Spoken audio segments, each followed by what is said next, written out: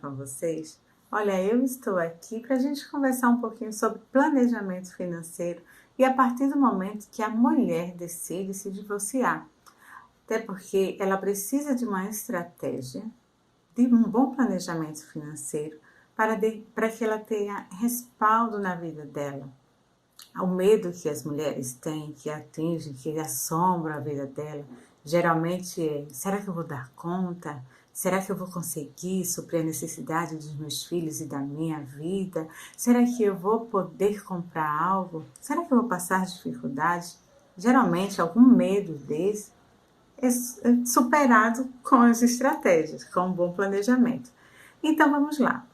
O padrão de vida da mulher vai cair numa média ali de 50% a 60%, aproximadamente, entre 50% a 70% aproximadamente. Então, ela precisa estar preparada para se dissociar de uma pessoa, da renda que ela tinha antes, para fazer a renda que ela pode ter agora e viver de acordo com o seu padrão de vida atual, certo? Não é nada desesperador, a gente só precisa fazer alguns ajustes. Não podemos também deixar para a última hora a importância, o planejamento financeiro, porque ele é muito importante na nossa vida. Quando a gente faz o planejamento, a gente sabe para onde é que nós estamos indo, não é verdade?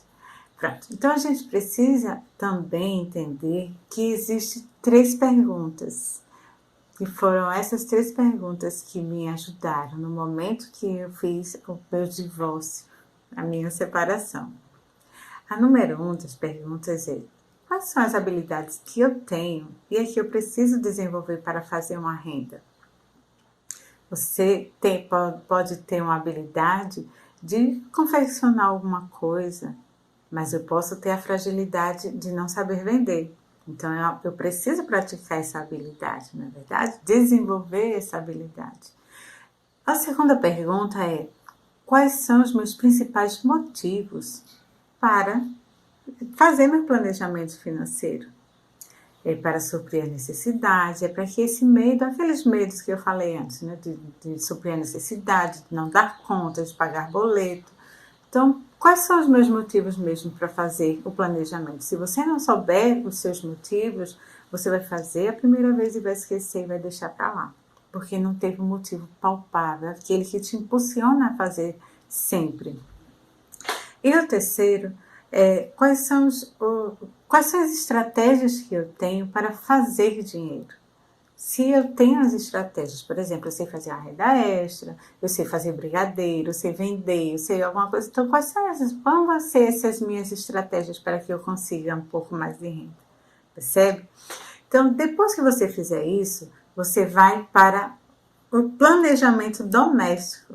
É você olhar para todas as suas contas, todos os seus custos que você tem dentro da sua casa para fazer a distribuição da renda. Existem os custos fixos obrigatórios, que são aqueles que são os básicos, que você não pode viver sem ele, não podem ser cortados. Por exemplo, é o imóvel, é o condomínio. Então, é uma coisa que você precisa entender, que são custos obrigatórios e são fixos. Todo mês vem aquele mesmo valor. Tem os custos fixos obrigatórios, os custos variáveis, que são também obrigatórios, são água, energia. Então, esse é só um exemplo de custos variáveis obrigatórios.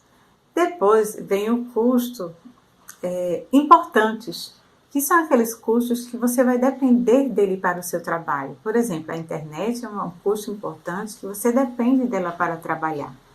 E os custos que pode viver temporariamente, que podem ser cortados temporariamente e que você pode trazer de volta assim quando organizar a sua vida financeira.